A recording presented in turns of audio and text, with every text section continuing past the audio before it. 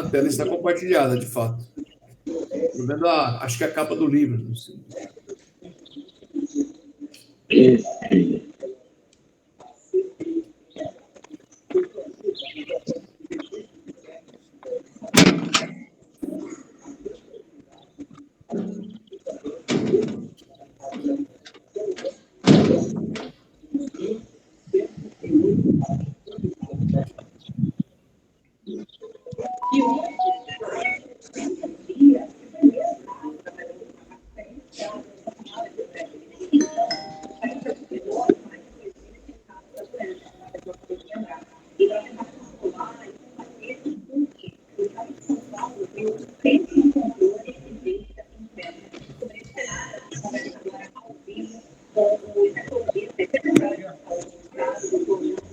Oi, bom dia, tudo bom?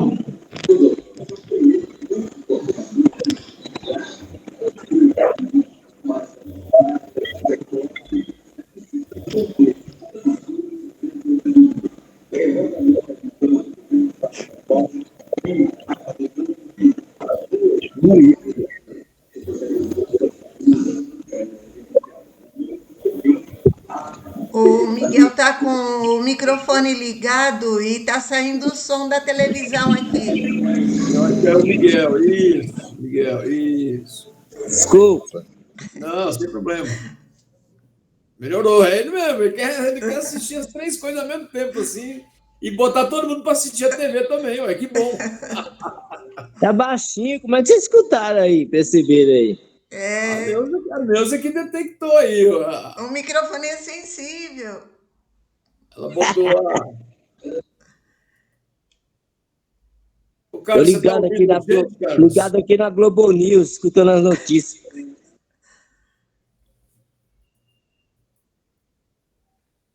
A tela tá bonita, tá bem feita. Agora, preciso ver se ele está nos acompanhando. Alô? Opa, agora sim.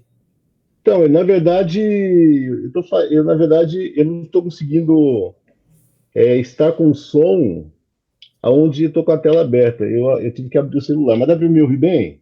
Sim. Estamos te ouvindo, então. Tá. Eu tô aqui meio que da improvisação aqui. Vou ver se vai dar certo, tá? Legal. Ok? A gente Vamos começa esperar um então? pouquinho. Beleza.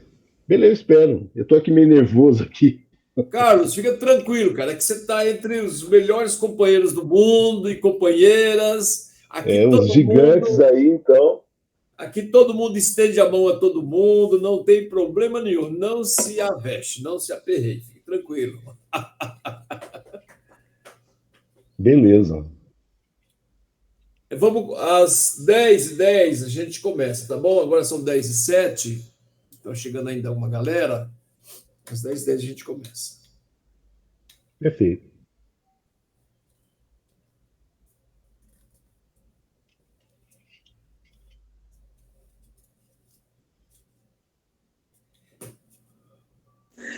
Bom dia a todos. Bom dia. Bom dia. Bom dia, bom dia. Abel, tudo bem? Gordão, tranquilo? E aí? Beleza? Beleza. Firme na luta. Meus companheiros, companheiras.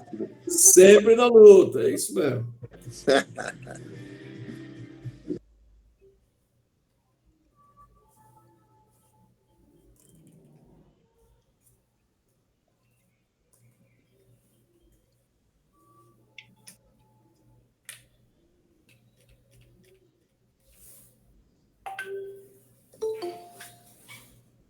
Oi, pessoal, bom dia. Bom dia. Bom dia. O convite do Carlos e o Bom dia. Oswaldo para participar, que é a Josi. Ô, Jô, seja bem-vindo, tá bom? Legal. Sérgio, tudo bem, Sérgio? Legal.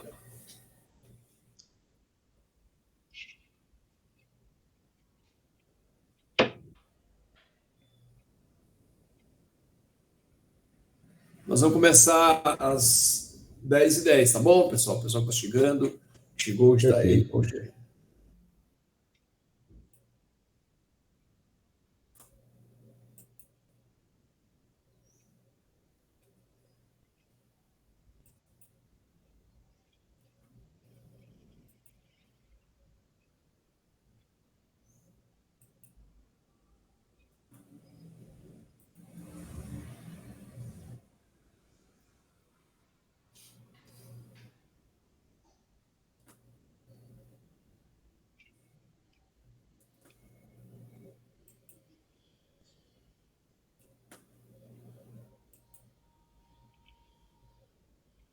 Não estou escutando ninguém falar agora. É porque tá calmo mesmo, entendeu?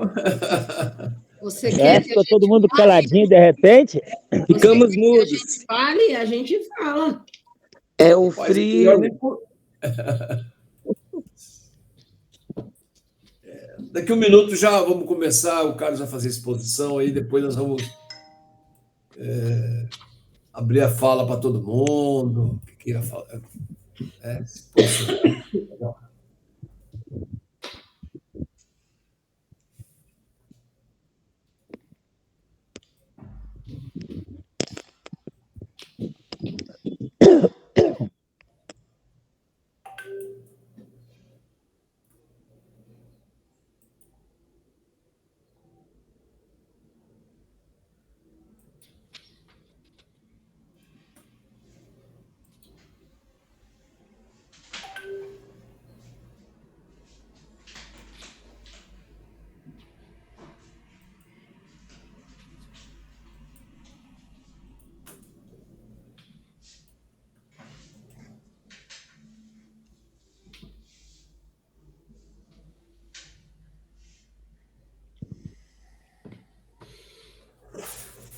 Bom, podemos fazer a nossa conversa? Podemos começar? Então, eu queria só pedir, por gentileza, que quem estiver com o microfone aberto, por favor, que ajude aí. E o Aldacir está com a tela, a sua tela está com problema, Aldacir, não, a imagem não fica tranquila. Se você, talvez, se desfoque quem está apresentando. Melhorou agora, não sei se você estava em movimento. Hoje nós vamos falar, ou melhor, o Carlos Alberto. O Carlos é um professor histórico da nossa rede e atualmente é diretor de escola. Ele estuda na escola ali no Riacho Grande, do Maria Pires, e também é professor na rede São Paulo. E ele vem todo domingo participando conosco aqui, socializando seu conhecimento, assim como os demais.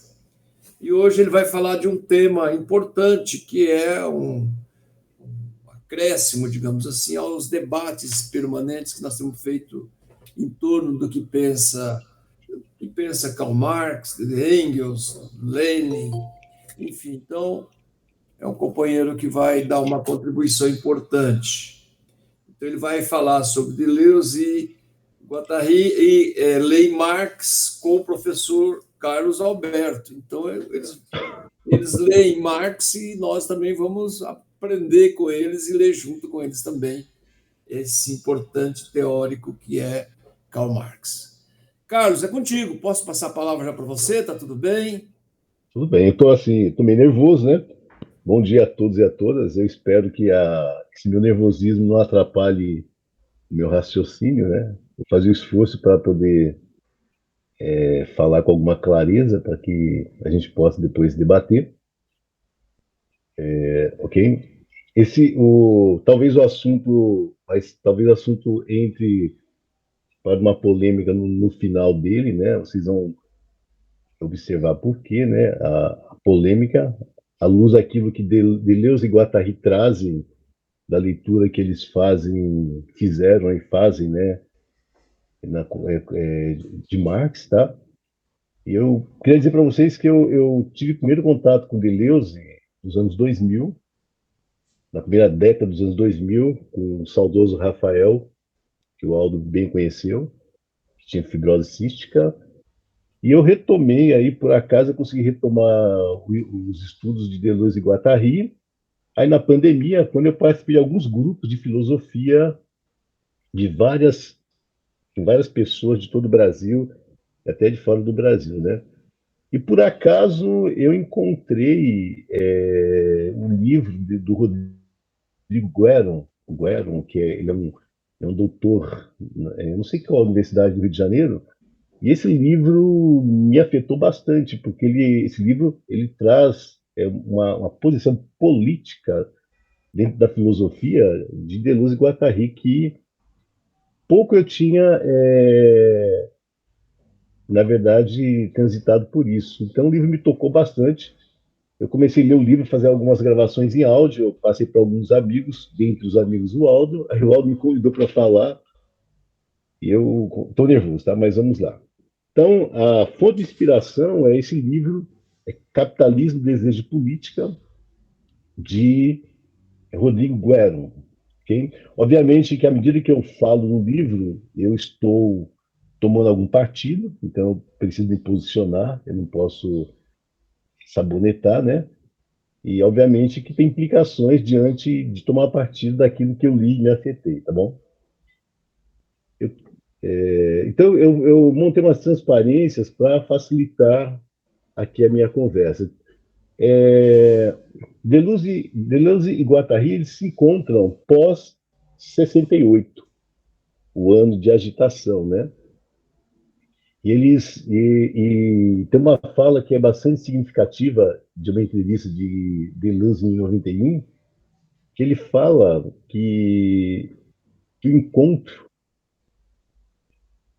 dos dois eram como dois córregos e que juntaram e tornaram o terceiro córrego, que somos nós. É importante falar disso, colocar isso, e até esse fundo, esta água fluindo, correndo, né, fosse um córrego, porque Deleuze, ele, enquanto filósofo, ele fala que filosofia é produzir conceitos. Essa é a fala de Deleuze.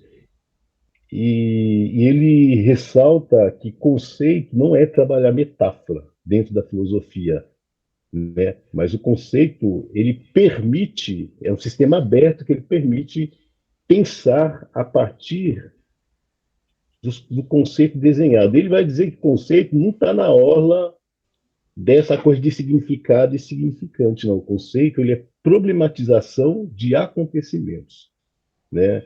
É o que Deleuze coloca.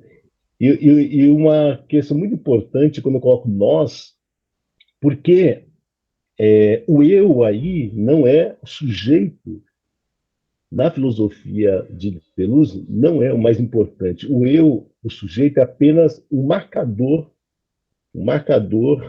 de enunciador, tá? Não é uma filosofia subjetiva. É uma filosofia que ela trata de multiplicidades, isso é preciso demarcar.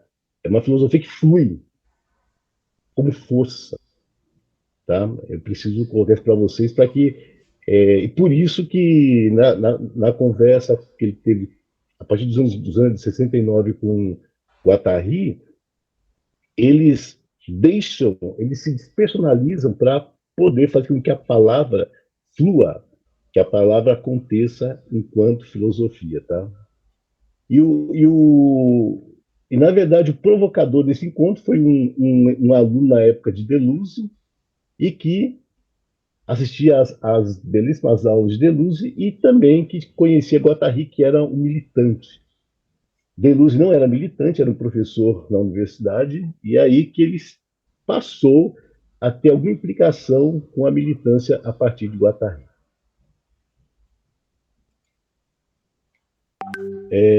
Como eu falei para vocês aqui, né, aqui tem uma breve fala uma breve biografia de ambos, né? Eu não vou me ater aqui para a gente não tomar tempo, tá? Guattari, além de ser militante, ele tinha uma vivência dentro da instituição psiquiátrica, e Deleuze, ele fazia leituras escritas de filósofos dentro da tradição da filosofia, né? Mas ele dizia que ele não era meramente uma pessoa que discorria sobre filósofos. Ele dizia que ele literalmente enrabava a expressão que ele usava, que esse enrabar seria dar luz a uma monstruosidade. A monstruosidade é no sentido extremamente materialista de trazer a diferença da leitura que ele fazia dos filósofos pelos quais ele se dedicava a estudar. Tá? Estou sendo muito breve. O primeiro encontro deles redundou na escrita do livro Antiédipo.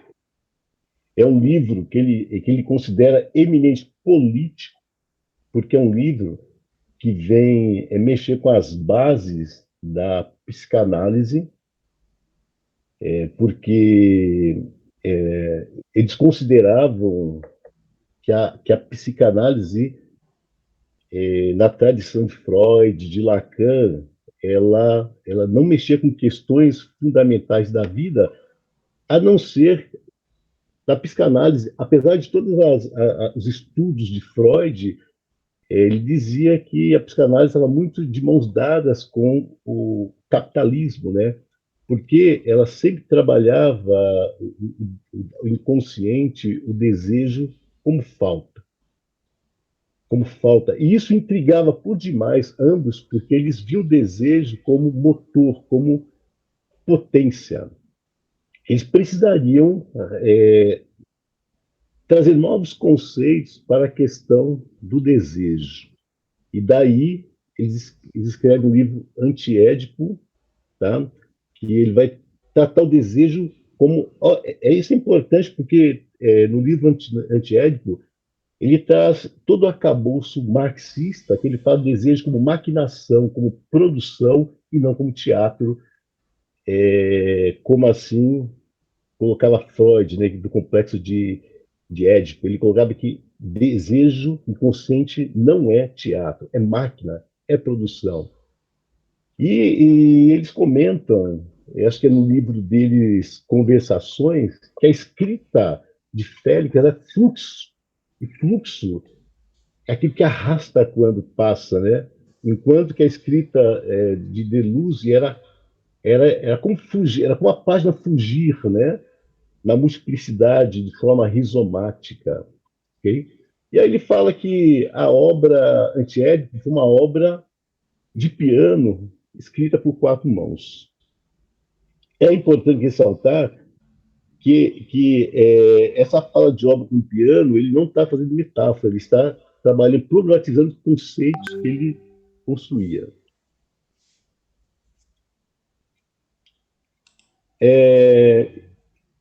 O livro Antiédipo começa com esse tema, as máquinas desejantes, né? As máquina vem no sentido de produzir, de criar, de fazer cortes e fluxos. E o livro começa produzindo.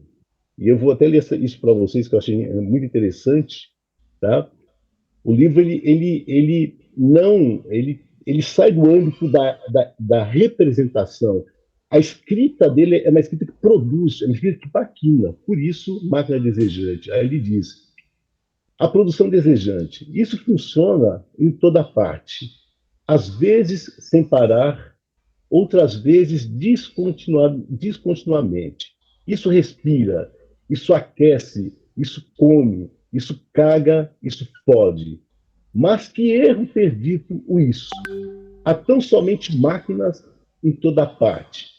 E sem qualquer metáfora, máquinas de máquinas, com seus acoplamentos, suas conexões, uma máquina órgão é conectada a uma máquina fonte. Esta emite um fluxo e a outra corta. O seio é uma máquina que produz leite e a boca uma máquina acoplada a ela. A boca do anorexo hesita entre uma máquina de comer, uma máquina anal, uma máquina de falar, uma máquina de respirar, crise de asma. É assim que todos somos, bricolos, não sei ler o francês aí, né? Cada um com as suas pequenas máquinas, uma máquina órgão, para uma máquina energia, sempre fluxos e cortes. O presidente Schreiber tem os raios do céu no cu, anos solar. Estejam certos de que isso funciona. O presidente Schreiber sente algo, produz algo, e é capaz de fazer a teoria disso. Algo se produzir, efeitos de máquina e não metáfora. Aqui ele apresenta na escrita dele, de certo modo, a conversa de alguém com Marx, né, que ele não separa natureza e vida, né? Quando ele fala máquina, porque a própria natureza ela é máquina no sentido de criação, de produção. É interessante que eles tratam o livro, a escrita, diferente, eles querem se opor à escrita como representação, em que você tem uma estrutura, uma hierarquia, né? A escrita de Deleuze e de Guattari, ela é uma escrita rizomática. O rizoma é esse sistema aberto, né? Onde você não tem um centro, tudo está centrado, né? E as coisas se conectam. E são linhas, são fluxos, são forças. E essas forças elas podem se encontrar aonde você tem a inscrição, o registro, a identidade. Só que eles colocam da necessidade dessas identidades, dos encontros de forças, formando pontos, os acontecimentos, que eles têm que ser fluidos. Aí que eles colocam que o capitalismo ele procura capturar esses pontos e capturar, esvaziar a potência de vida e acoplar ao princípio do lucro, né? Ao axioma do lucro. E daí que ele fala que ele é uma escrita em conversa com o marxismo. Tá? Aí ele diz: escrever nada tem a ver com significar, mas agrimensar, cartografar, mesmo que sejam regiões a porvir, ao devir, o pensamento rizomático. Bom, aqui tem um livro Bioplatôs, é um livro muito interessante, né, que é um livro que vai ter essa pegada, a escrita como produção. Esse livro ele já não trabalha mais a questão da máquina, ele já não faz tanta ligação com o marxismo, mas ele vai trabalhar conceitos, questões que ele considera conceitos, que ele vai problematizar e buscar, nesse caminho rizomático, tratar de algumas questões fundamentais. Tá? Eu não vou aqui me ater para a gente não tomar muito tempo. E Deleuze e Guattari, eles dizem que fizeram uma aliança e não filiação com Marx. É importante no sentido da aliança, desse encontro de forças, né? E ele coloca que o movimento que ele faz com a psicanálise é um movimento muito parecido que Karl Marx faz com a economia política. Ele fala o mesmo movimento, descoberta entre economia política e psicanálise. Porque ele diz que Karl Marx percebeu que, como chamamos, que Adam Smith foi no terno da economia política porque ele transformou o trabalho concreto em trabalho abstrato, em trabalho alienante. Ele percebeu isso, principalmente nos primeiros escritos, antes do escrito principal dele, né, o Karl Marx, ele fala que ele faz isso com a psicanálise, né? Porque ele diz que na psicanálise, por Freud, o desejo ele é remetido a uma estrutura familiar burguesa e ele vai buscar novas conceituações para esse desejo, que ele tem que ser potência e não está estruturado nesse complexo de Édipo da família burguesa, né? Que ele fala que é no âmbito da neurose que fica assim, a vida toda no processo de análise, ao ponto que, para se adaptar justamente a um sistema de produção alienante. Então, ele diz que, parafraseando Marx, ele diz que Freud é o Adam Smith da psiquiatria. Descobre o desejo, a libido remetendo-a à estrutura da família burguesa. E ele vai problematizar isso para ver a vida como desejo, como potência, como dever. Isso é muito interessante. Aqui é uma síntese do que eu falei anteriormente, né? Ele diz que desejo nunca é falta. Desejo é potência que se excede, né? Aí ele vai dar como exemplo o capitalismo, né?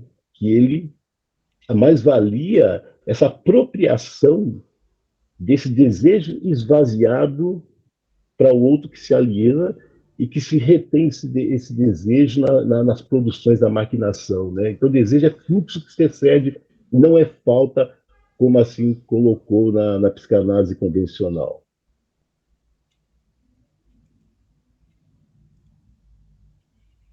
E o contexto isso é muito significativo, né? O contexto do encontro de Deleuze e Guattari se deu aí em função de maio de 78, com a agitação no mundo, com a agitação, com o pedido de mudança no mundo, né? com as crises. Deleuze e Guattari colocam que 68 foi um acontecimento. Isso é importante porque acontecimento ele vai problematizar o que diz ser acontecimento, buscando as contribuições dos estoicos. Tá? Mais para frente, eu vou tratar um pouco do acontecimento, que o acontecimento ele está no coração da matéria, mas ele é incorpóreo. Ele age, ele não trata o acontecimento como mas o que quer um acontecimento. E justamente o que quer um acontecimento são forças que podem trazer da agitação diferenças, novos modos de vida, né? Buscando a tradição dos históricos.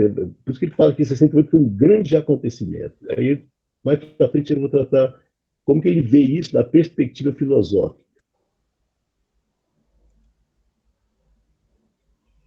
Tá aqui, o acontecimento, ele quer modificação, né? Modificação, e ele vai dizer que é uma coisa importante, que o acontecimento, a modificação, exprime sentidos, se inscreve em sentidos. Ele vai dizer que a linguagem, ela não está fora. Ela não, aí talvez haja um contraponto com Marx, quando Marx coloca a estrutura e superestrutura, né? Que a superestrutura é capaz de pensar juridicamente para condicionar a estrutura. Ele vai dizer aqui que a linguagem ela é chamada, ela está na obra da modificação do sentido, porque a modificação ela não é ser, ela não é do campo do objeto, ela é do campo da força, né? E ela vai se inscrevendo em ações, em verbos, e ela se exprime em sentidos. Daí vem a linguagem não está fora, a linguagem seria um acidente nesse processo dos acontecimentos, das modificações. Aqui, possivelmente, há pontos com o marxismo que isso vai trazer debates, tá? Ok? E a diferença, né?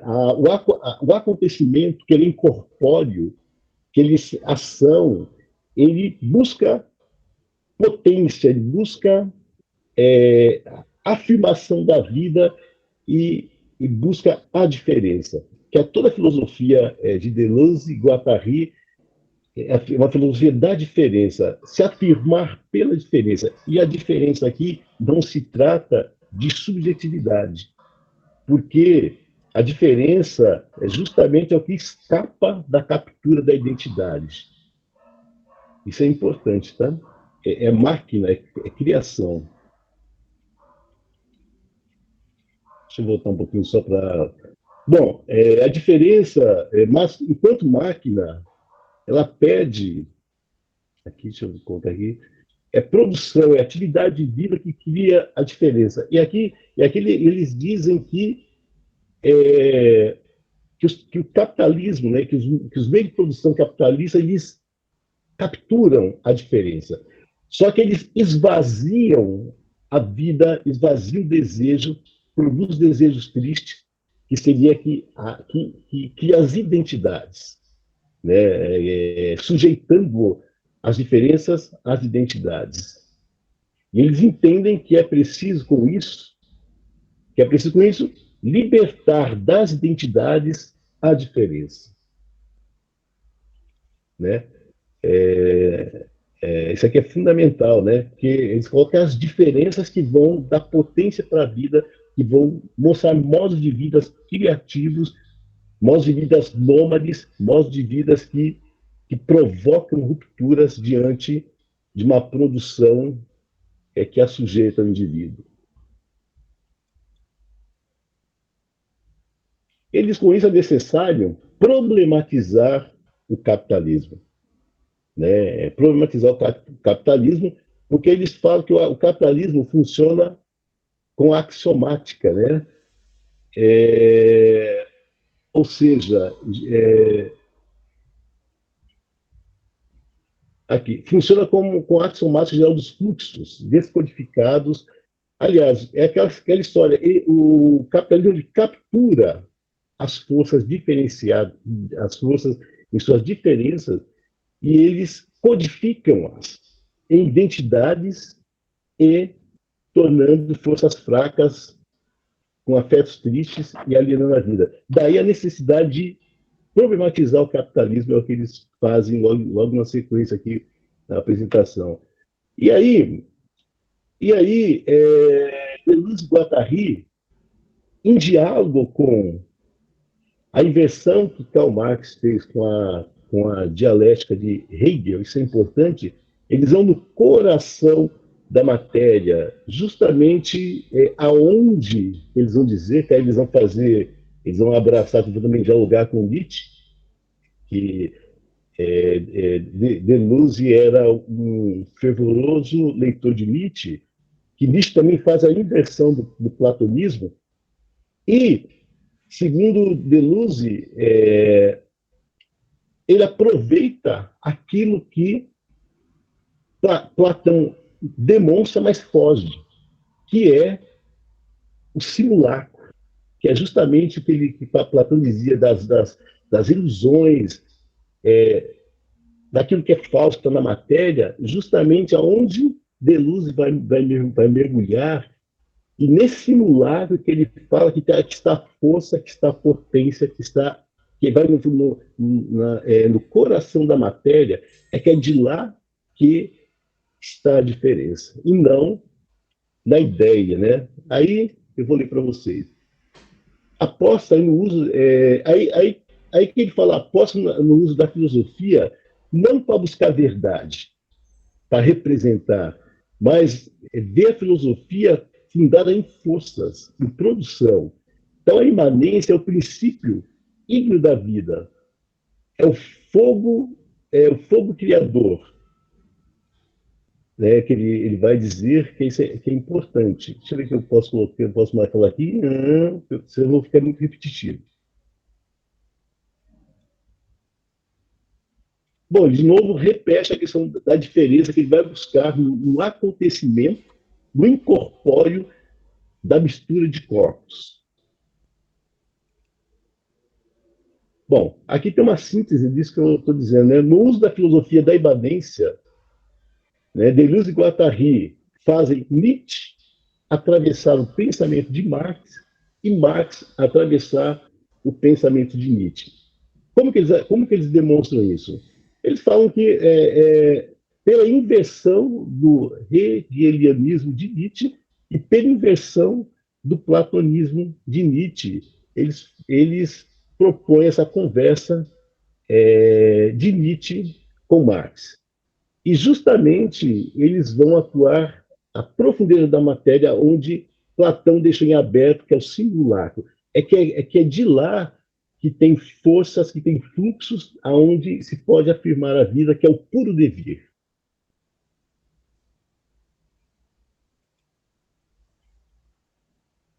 Aqui é uma síntese disso que eu estou dizendo, né? Que a filosofia política, na busca do sentido, ela é compreendida em termos de força, não em termos de verdade.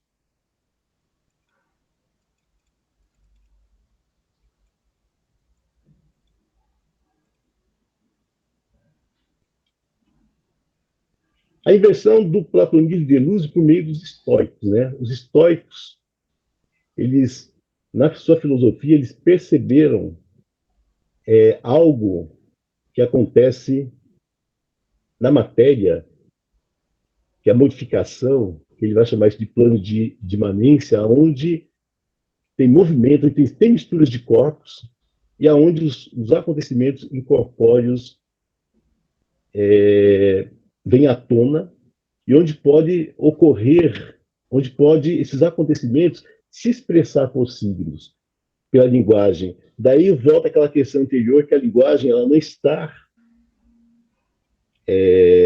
fora, ela é chamada, ela está no registro desses acontecimentos que querem sentidos para a produção do diferente, daquilo que não se repete, da diferença. Aqui eu coloquei aqui um tanque de guerra de livros de saber, que seria a diferença, a máquina de saber produzida, que ela é desterritorializada, ela sai do âmbito da identidade, do esvaziamento da vida, né? E aqui eles colocam, Deleuze se empenha também em identificar como a filosofia também pode desvitalizar a diferença, submetendo-a à identidade. Então, ele problematiza isso dizendo que também há o perigo de despotencializar a diferença, codificando-a pela identidade. A própria filosofia pode fazer esse papel, ele coloca, né? E aí, ele vai falar da crítica ao negativo, aqui talvez esteja polêmica, da crítica ao negativo hegeliano. Aí coloca Marx contra a dialética. O que ele quer dizer com isso? O Deleuze e Guattari, eles se contrapõem à dialética. A dialética, somente essa dialética a partir de Hegel, né, e que Marx faz a inversão. Aí eles vão problematizar, né? Eles vão dizer que a ilusão do negativo, vamos ver se eu me faço claro aqui, eles vão dizer que o negativo, ele não pode ser apenas força reativa, mas o negativo, ele tem que ser um efeito de forças afirmativas, ou seja, da diferença, da contingência, né? Então, por isso que Deleuze fala da sua filosofia da diferença, que a negação ela vem como causação da diferença, e não como reação a algo, entende? Então, o desejo que mobiliza os corpos pelos signos. Para os dois, Deleuze e Guattari, a produção é imediatamente tomada como produção de signos linguísticos que mobiliza afetos e tem caráter imanente dentro da produção da economia material, né? Eles colocam que ainda esta questão de ver superestrutura e infraestrutura ainda está no campo da necessidade, no campo da falta. E não tem falta. O desejo, ele vaza se ele não é capturado, se ele não é esvaziado, tá? Ok? Então, e por que Deleuze e Guattari eles vão colocar essa questão da negação a ser um efeito de forças ativas? Porque eles colocam que eles vão fazer se valer de Nietzsche, né? A partir de Nietzsche, Deleuze e Guattari acreditam que a dialética atue para esvaziar a força, isto é, a diferença, a intensidade que despotencializa, porque tornada meramente negação. Eles acreditam que a ação política decisiva de efeitos práticos é pela criação. A negação e a oposição acontecem como desdobramento inevitável da afirmação dos movimentos de diferenciação que acontecem, oriundos dos acontecimentos. E eles vão se valer aí, no caso, eles problematizam a filosofia, que ela sai do... Ela, antes de perguntar o que é, a filosofia deve perguntar o que quer tal coisa. Eles vão aqui se valer de Nietzsche, do que é para o que quer, né? De força como intensidade mediada aí pelo desejo, tá? Nesses termos, eles falam que o sentido não é produzido no coração da linguagem. O sentido é produzido no coração do acontecimento, tá? Ok? Porque nesse sentido, se o sentido ele é buscado na linguagem, fica como representação de significante e significado e esvazia a diferença. E eles trabalharam a filosofia como força usando a topologia de forças de Nietzsche. Eles vão beber em Nietzsche para falar da topologia de forças.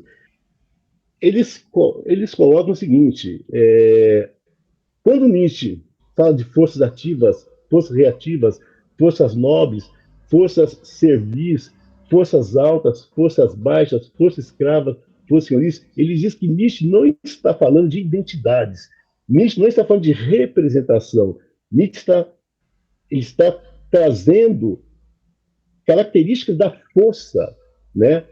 Que ele falou o seguinte, que uma pessoa no poder ela pode se relacionar com uma força fraca. Ele vai colocar o exemplo do fascismo. E uma força fraca, ela captura a vitalidade, a diferença e a vida.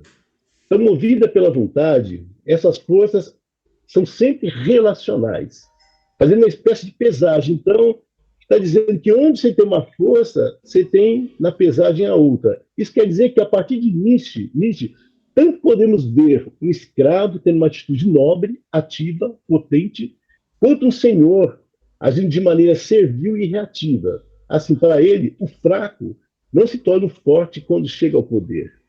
Torna-se apenas um fraco no poder. Né? Ele é tomado por uma força forte, mas ele é reativo. Ele é imbuído dessa força de reação, força fraca.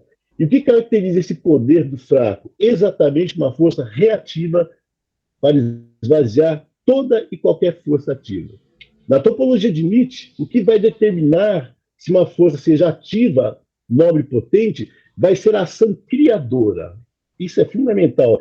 Aí ele, de novo, volta na vontade potência, que é a ação diferenciadora afirmativa da vida.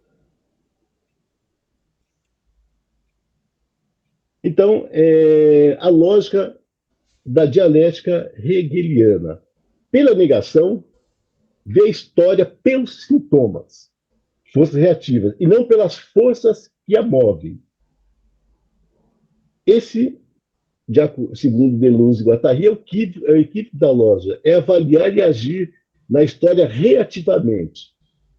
E aí não acontece a ruptura histórica. Há uma síntese esvaziada. Até a antítese da tese não a nega, de fato, porque não se opõe como força afirmativa.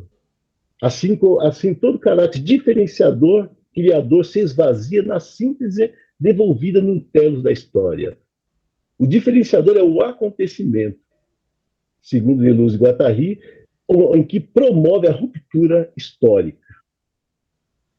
O exemplo que ele coloca, porque também não tem também o telos, né?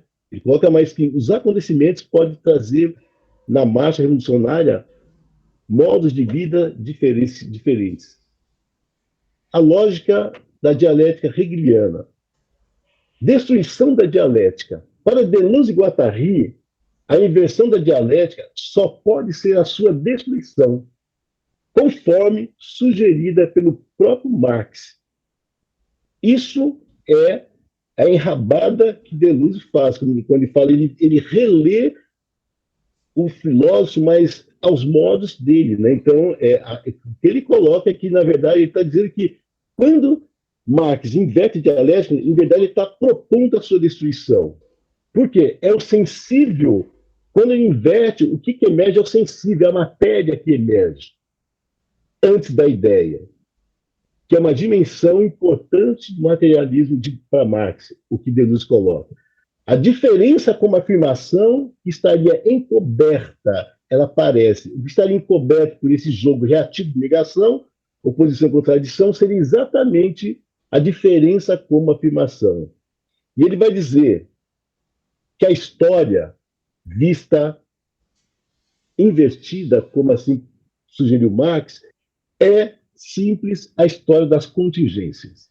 A história universal, ao reverso, como sugerido por Marx, libera as contingências, o acaso, a diferença, e, por consequência, poderia ser compreendida como a destruição de uma concepção de história tomada como resultado de um progresso dialético, como afirmam Deleuze e Guattari.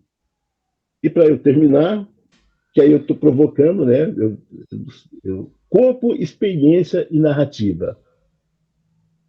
Corpo sou eu inteiramente e nada mais. E alma é apenas uma palavra para algo no corpo. O corpo é uma grande razão, uma multiplicidade com um só sentido, uma guerra e uma paz, um rebanho e um pastor. Nietzsche, assim falou Zaratustra. E aí a minha fala, eu paro por aqui. E muito obrigado aí por ouvirem. Ok. Boa, brilhante exposição. É importante. Está tendo um eco aí. Não sei de onde está surgindo. Mas, de qualquer forma, Carlos, foi muito boa a sua exposição. Evidentemente, que é uma exposição de fôlego, considerando que você levantou aqui inúmeros autores, né? Você levantou a partir do livro, né? A partir de Freud, Lacan, não chegou a citar, mas também está implícito a questão de Jung, são, digamos assim, os três mais significativos. Gente, tem microfone aberto. Alvira.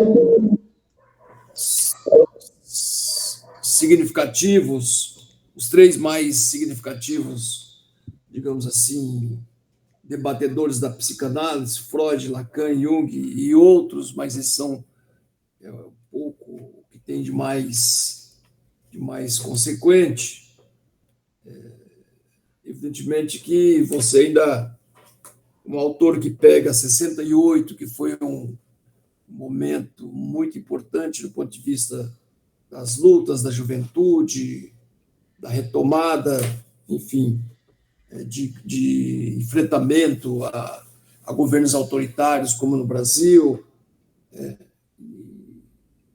De qualquer forma, ele pega um leque grande que vai da relação de Nietzsche, Marx, e também finaliza com essas temáticas, que é o debate sobre a dialética hegeliana e a perspectiva de mudança, de releitura ou de redefinição da dialética a partir de Marx e Engels.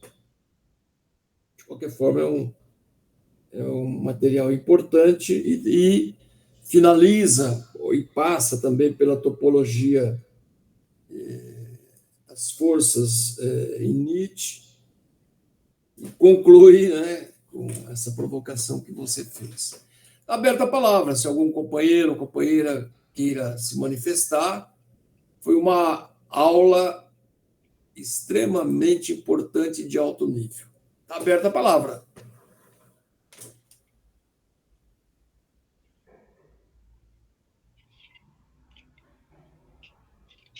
Cadê o Chico? Faltou hoje? Não, acho que está por aqui o Chico. Eu vi ele entrando aqui. Toda a galera está por aqui, entendeu? Não, ia zoar com ele, porque ele estava lá ontem à noite no evento, aí eu ia falar para ele, bebeu demais, não conseguiu acordar, né? Não, pelo menos eu vi que ele chegou aqui, ele acordou sim, viu? Alô, bom dia. Bom dia. Bom dia, Bom Chico. dia, Chico. Ô, meu, eu não bebi como? Eu estava com o carro, não dá para beber. Bom. Né? Mas eu Tá bom. Alguém quer falar ou as pessoas ficaram um pouco... O que é que você lembrou, Rita? Já que ninguém quer falar, eu falo, né? Ô, Chico, dá para falar um pouco mais perto do microfone, porque nós estamos gravando aqui as nossas atividades estão sendo gravadas. Eu gostaria de me inscrever, camaradas, depois. Ultimamente não está dando para ouvir o Chico direito. Estamos ouvindo o Chico, peraí, Gilmar. Tem algum microfone aberto aí. Ô, Chico, a Alvira está aberto o microfone. Chico, não estamos te ouvindo. Você pode se aproximar mais? Perto do microfone.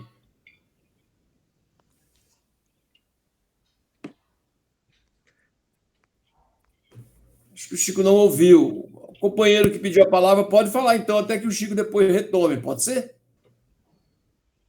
Pode. Bom dia, camaradas. Eu estou participando pela segunda vez desse encontro, né? Quero até agradecer a exposição do Carlos, que foi brilhante. Consegui mobilizar mesmo aí os conceitos de forma brilhante, Carlos. Então, eu vou me apresentar rapidamente. Sou Gilmar, professor de filosofia aqui de São Paulo, e tenho gostado muito de dialogar com vocês, né? E eu fiquei, Carlos, sentindo falta um pouco da noção de agenciamento, né? Na sua exposição. Eu queria que você, se você pudesse falar para a gente um pouco mais dessa noção de agenciamento que o Deleuze e o Guattari vão produzir lá, principalmente no Mil Platôs, né? Nem tanto no Antiédipo, mas mais lá no Mil Platôs, porque me parece que o agenciamento é uma noção interessante para a gente, né? Porque o agenciamento me parece que tem a ver com a questão de mobilizar forças progressistas no campo da imanência, né? No campo da ação concreta, no plano da imanência, né? Então, qual a importância da gente lidar com essa noção de agenciamento, né? Principalmente se a gente trazer para a nossa realidade, para o nosso contexto, no combate ao fascismo de hoje, qual a importância da gente fazer agenciamentos com setores e campos diferentes do nosso, né? O Lula fez isso ao trazer o Alckmin, que a gente contesta muito, né? Para dentro do nosso campo. Ali, para mim, foi um agenciamento, né? Você traz alguém de um campo de fora para potencializar essa força ativa buscando aí produzir uma diferença, né? Então, se você pudesse, Carlos, apresentar para a gente um pouco essa ideia do agenciamento, qual a importância do agenciamento na nossa conjuntura. Era isso, camaradas. Obrigado, Gilmar, pela exposição. O Abel quer falar também. Ô, Carlos, vamos combinar assim. Daqui a pouco eu passo para você, porque você certamente está anotando, e para você fazer também considerações sobre as perguntas, tudo bem? Abel? Eu só queria reforçar a importância, não é, dessa filosofia da diferença, que realmente a gente foi formado e essa filosofia continua existindo, que é a filosofia da identidade, que é uma filosofia própria lá da Europa, né? E, de certa forma, isso é bom e para eles, né? Para quem está fora da Europa, como nós aqui, aí as coisas já começam a se complicar, porque nós vamos saindo fora da identidade, né? Então, talvez aqui seja mais importante para nós essa filosofia do Deleuze, que traz para a gente a valorização da diferença, né? Fugindo um pouco daquela tradição mais clássica da filosofia. E outro aspecto importante, não é a conversação entre Marx e Nietzsche, que a gente, até um pouco tempo, achava que eram coisas opostas, inconciliáveis, não é? Eram coisas assim que eram de exclusão, ou uma ou outra, não é? E então, o Deleuze vem trazer essa nova força aí, essa interpretação, e que é muito importante para a gente também, né? Ver as coisas na positividade, né? É mais ou menos isso aí. Depois a gente complementa mais um pouquinho. Legal. Valeu. Chico. Legal, Abel. Bacana. Chico, você agora melhorou o microfone. Estava com a palavra. Estão me escutando? Está baixo ainda. Não tem jeito. Aqui é... Deixa eu ver. Bom, é o seguinte... Melhorou. Melhorou? Isso, um pouco mais. Melhorou? Tá. Sim. Olha, eu tenho aqui alguns livros do Guattari, né, e do Deleuze. Já li uma vez eu fui ler um texto do Deleuze, era longo, um texto longo dele, que eu peguei para ler, e eu devo confessar que eu parei no meio e nunca mais li, né? Por quê? Porque eu não entendi, eu não consegui entender. Talvez é porque eu não tenha, né, os pressupostos para poder entender o Deleuze, né? Assim como se a gente for ler a Bíblia e não tiver um pouco de hermenêutica, não entende a Bíblia e começa a interpretar errado, né? Então foi isso. Aí eu achei muito difícil, muito fora do esquema. Estou confessando aqui uma coisa, não estou dizendo, eu não posso dizer se é bom ou ruim, porque eu não li, né? Então eu só vejo falar do Deleuze Guattari. Agora eu vi a palestra aí do Carlos Alberto e eu continuo tendo a mesma impressão, para mim, desculpa, né? Que é um negócio muito difícil, não entra na minha, como é que chama? Perspectiva filosófica. Não consigo encaixá-lo em lugar nenhum. Eu leio Nietzsche, eu entendo Nietzsche. Eu leio Deleuze, eu não entendo, né? Eu não consigo enquadrá-lo. Fica aquele negócio assim meio no ar. E assim também tem vários pensadores que eu tenho a mesma impressão, e quando eu não consigo entender, aí quando eu encontro algum especialista, eu pergunto, né? Já o Foucault é diferente, né? Embora sejam, acho que, parecidos aí, desculpa a minha ignorância. Foucault já até disseram uma vez, num encontro, que eu era Foucaultiano. Bom, já me chamaram de Foucaultiano, Nietzscheano, Marxiano e tal. É isso aí, eu procuro sempre fazer uma síntese das coisas que eu leio.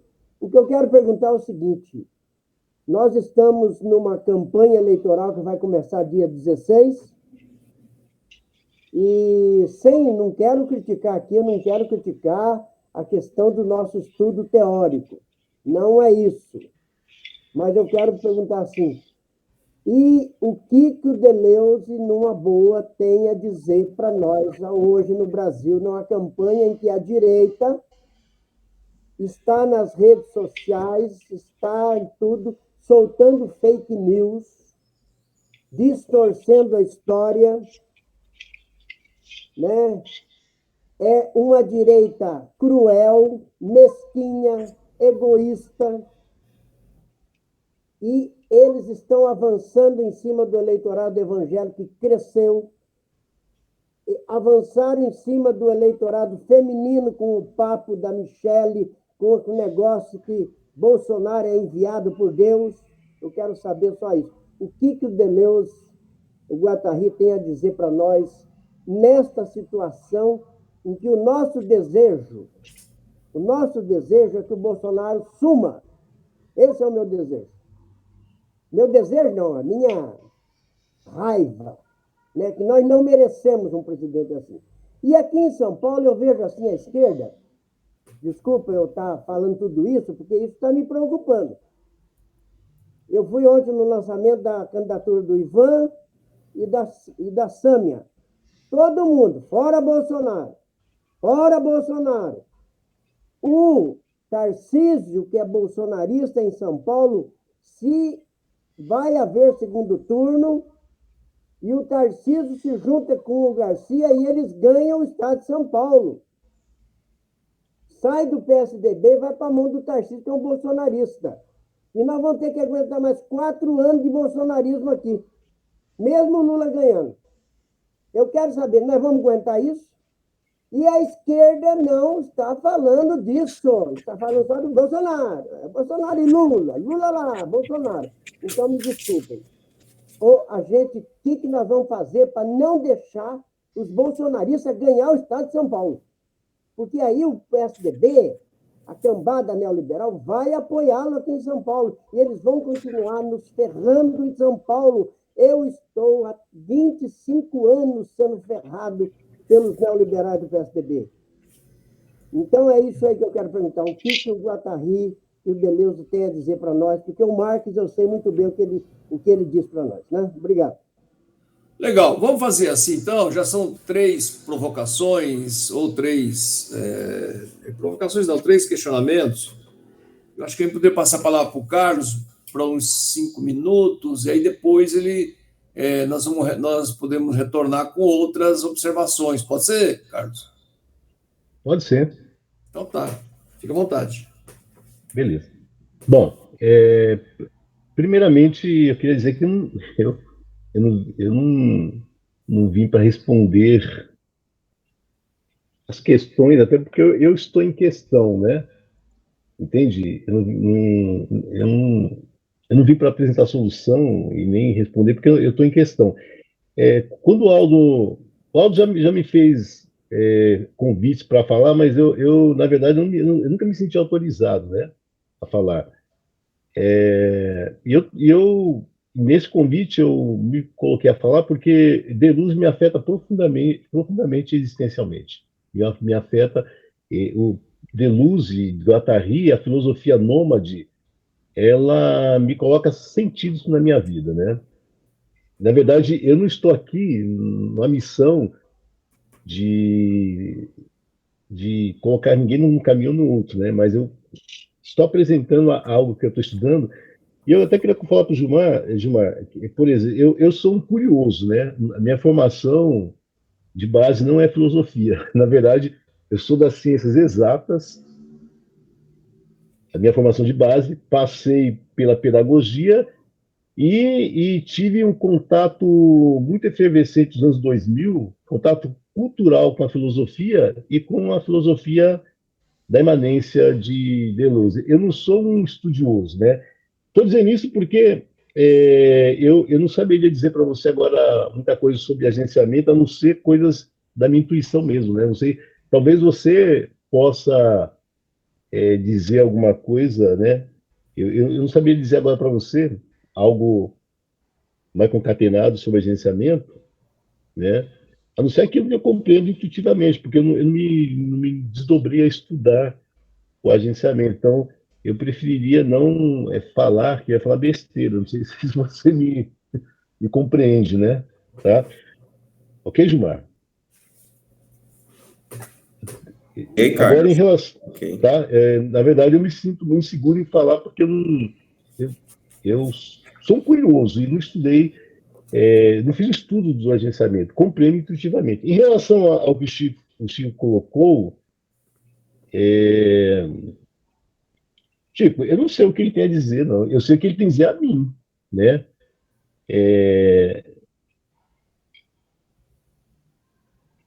Eu estudei muito Heidegger, estudei pouco Marx, mas o Deleuze e Guattari, eles me afetam profundamente.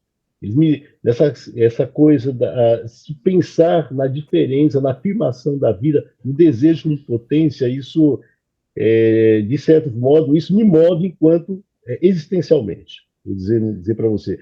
Agora,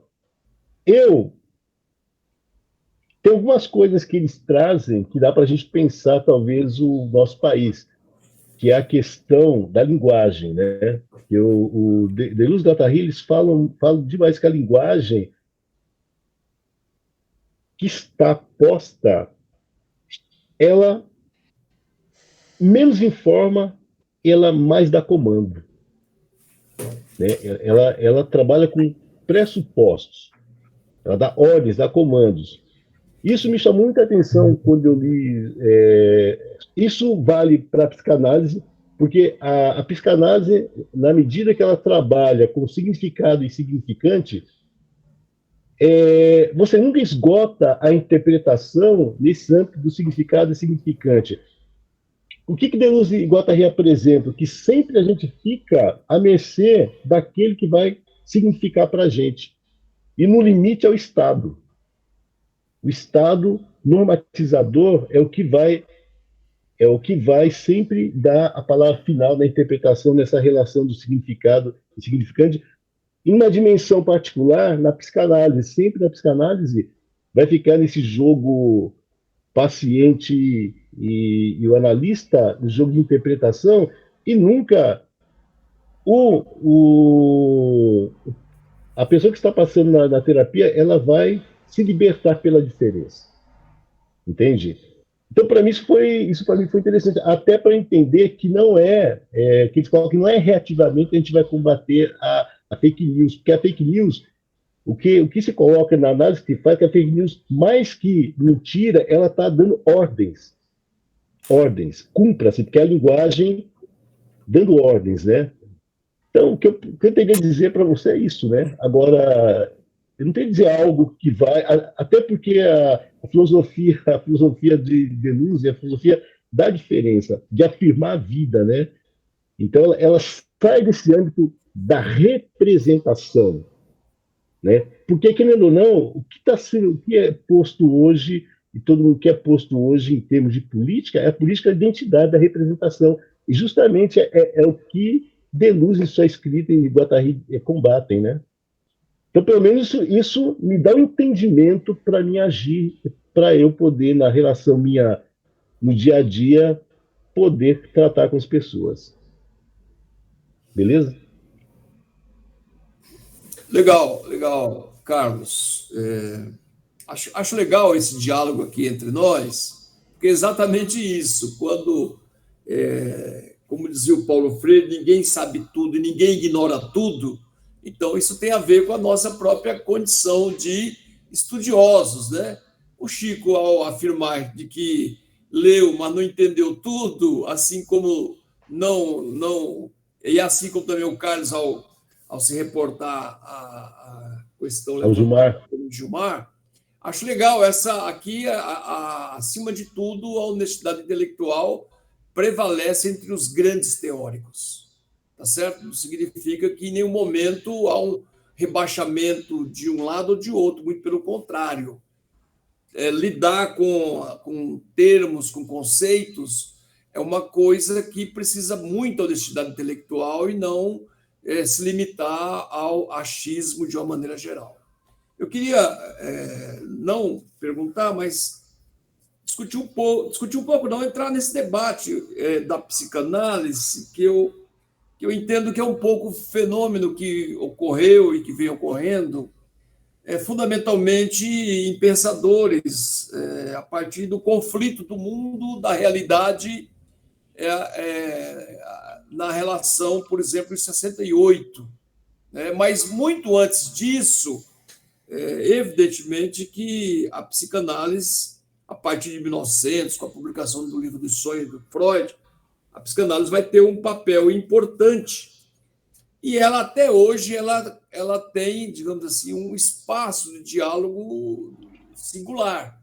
Claro que é questionado pela neurociência, alguns aspectos pela neurociência, outros aspectos pela própria psicologia, mas o que é fundamental nesse aspecto é o conceito que Freud vai levantar entre a questão do inconsciente, do pré e do próprio inconsciente, do consciente, do pré e do inconsciente.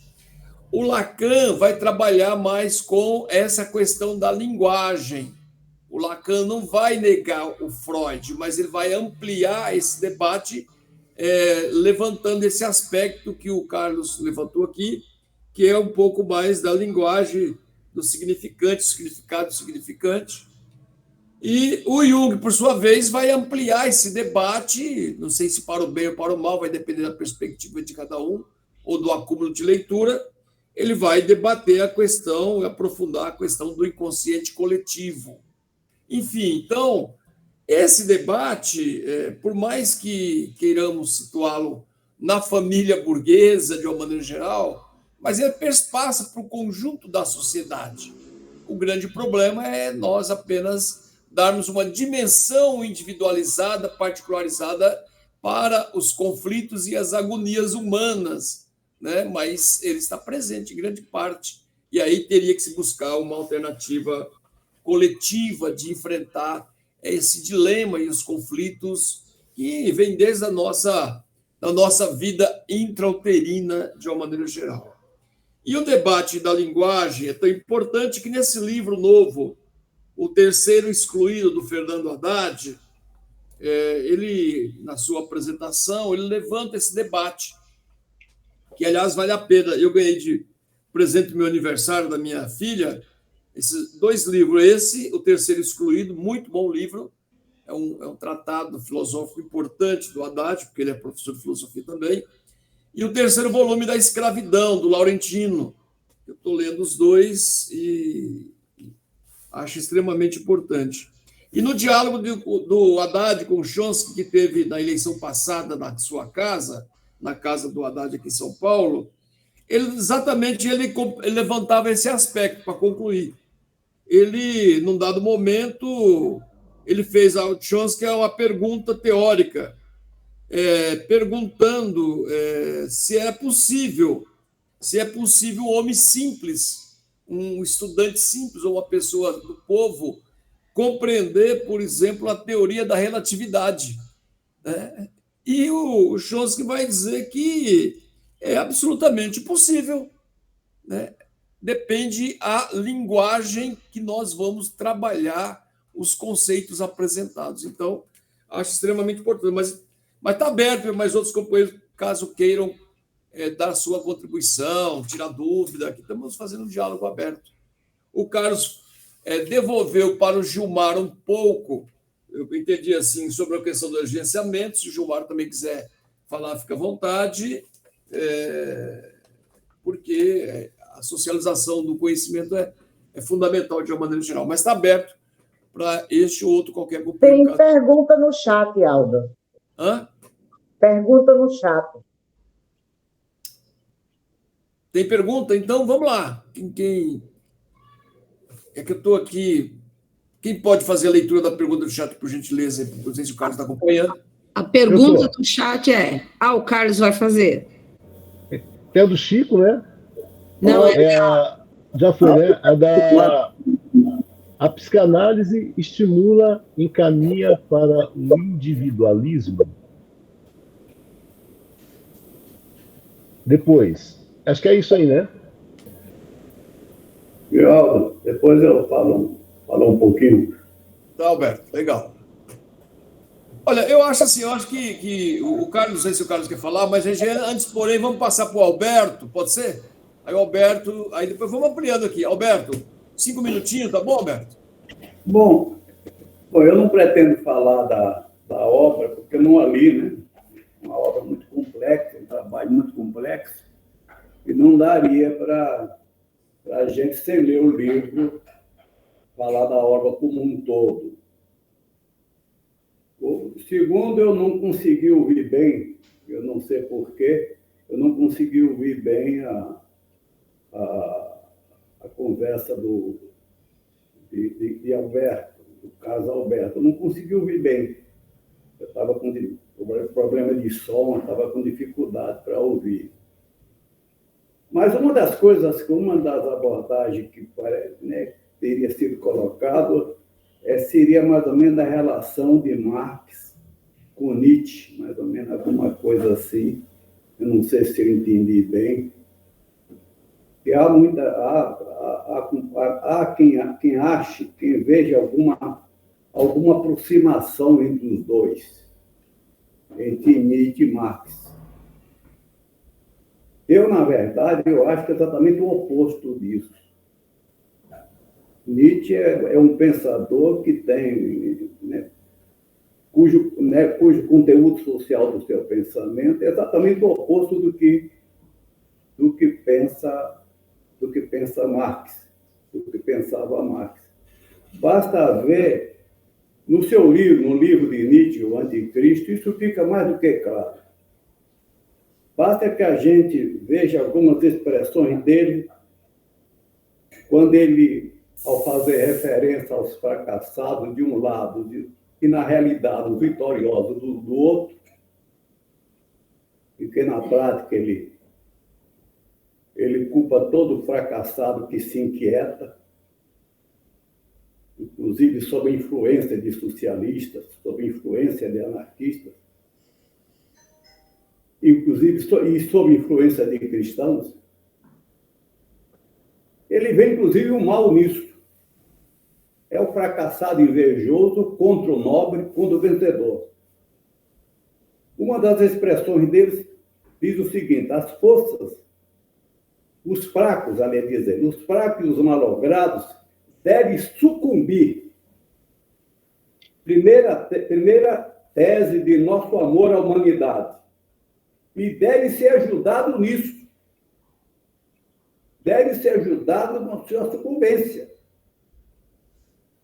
Essa é uma das expressões dele, e que ele mostra que, na realidade, o fracassado, entende? Quando ele age quanto não fracassado, na realidade, o que ele está fazendo, entendeu? É se comportando junto como invejoso, como vingativo, e vai por aí afora. Uma outra expressão que mostra exatamente o oposto do que pensa Marx. Diz ele: o ordenamento em castas ou classes, a hierarquia, é apenas a lei suprema da própria vida. A desigualdade de direitos é a condição para que haja direito. Veja só. A desigualdade de direitos é a condição para que haja direito. Porque, na realidade, quando o fracassado, que eu leio como explorado, ele se inquieta, na realidade, ele está se comportando como um invejoso, ele está se comportando como algo, entendeu? Como algo nobre, está se portando como quem está num plano superior. Ele está, nesse aspecto, ele está contra o progresso. Olha só, ele culpa o fracassado de estar contra o progresso. Uma outra frase de Nietzsche diz o seguinte: a injustiça não se encontra nos direitos desiguais, encontra-se na reivindicação dos direitos iguais. Se as pessoas reivindicam para ter os mesmos direitos, ter direitos iguais, é exatamente aí que está a injustiça. E aí diz ele o seguinte: eu os canalhas que odeiam o socialista, o anarquista e o cristão. Todos eles estão no mesmo nível. Todos eles estão no mesmo nível. O que fazem eles? Procuram inquietar o fracassado contra o não fracassado. Tirar o fracassado, inclusive, da sua felicidade. Tirar, por exemplo, o trabalhador da sua felicidade, de estar na situação em que se encontra, entendeu? Transformando num invejoso, transformando num vingativo. São expressões de... É isso que ele chama, é isso que ele acaba desenvolvendo, que ele, né, no conceito dele de vontade e poder. E outra coisa que ele diz, uma visão, que o cristianismo é a causa maior de todas as desgraças. Em nenhum momento Nietzsche diz que a causa, fala da verdadeira causa da desigualdade, das desgraças humanas, que são os modos de produção fundamentados na exploração do homem pelo homem. Em nenhum momento ele coloca isso. Na realidade, é um pensador que acha que quando você inquieta o explorado, quando você inquieta o chamado fracassado, como ele diz, você, na realidade, está contra o progresso. Mas o progresso de quem? Ele, inclusive, a maior acusação que ele faz aos cristãos é porque os cristãos teriam agido contra o Império Romano, contra algo superior, contra uma civilização superior. E, ao dizer isso, ele passa pelo papel revolucionário que teve o cristianismo primitivo. Uma visão claramente histórica. Uma visão claramente, entendeu? É simplesmente porque a inquietação dos cristãos primitivos, para ele, foi uma agressão ao que tinha de superior, a uma cultura nobre, a uma cultura superior, enfim, a cultura de uma sociedade escravocrata, a cultura dos senhores de escravos. Essa é a posição de Nietzsche. Parece que, em relação à questão de Freud, eu acho que eu digo isso porque a gente deve sempre trabalhar em cima não existe pensamento imparcial. Todo pensamento expressa um conteúdo social. Todo pensamento é expressão de consciência social. Fora disso, fica difícil a gente, inclusive, fazer uma discussão, entende, sobre o verdadeiro conteúdo do pensamento. O Freud chega a dizer, em outras palavras, que a violência, em outras palavras, é inerente ao homem. Isso é desenvolvido, inclusive, como coisa do marxismo, como coisa do narcisismo. E por aí ele chega a argumentar que as revoltas que houve dos operários de Viena eram revoltas, entendeu? Eram revoltas provenientes dessa violência que é inerente ao homem. Isso é outra visão puramente histórica, inclusive, entendeu? Puramente histórica. É uma das afirmações de Freud com as quais fica difícil a gente... Ninguém está querendo dizer que Freud não trouxe uma grande contribuição, evidentemente. Eu acho, inclusive, quando ele fala da histeria, ele faz entendeu? Ele enuncia uma contradição existente da sociedade burguesa vienense, em que mostra que a mulher, na realidade, ele acaba dizendo que a mulher, mediante a opressão da sua sexualidade, uma das respostas que vai acabar acontecendo como consequência disso é a histeria. Nesse aspecto, ele traz uma contribuição, como traz uma contribuição em relação em relação à questão da sexualidade, em que era colocado em cima de uma série de tabus, uma série de misticismo, e que ele traz isso para a luz. Na minha maneira, a luz da ciência, evidentemente, que ninguém pode negar o papel do Freud nesse processo todo. Mas afirmativas como essa, de que a violência é inerente ao homem, entendeu? Aí é complicado e o estudo que ele tem sobre o totemismo, sobre a questão de totem, por exemplo, em que ele, em nenhum momento, ele mostra, ele evoca as relações sociais do momento, do momento em que a cultura do totem entendeu, se expandia na sociedade primitiva, se tomava corpo, entendeu, na sociedade primitiva. Então, são algumas considerações que eu gostaria de fazer, entendeu? Porque eu vejo que, às vezes, há uma grande confusão, entendeu? Pelo simples fato de Nietzsche falar, e essas afirmativas têm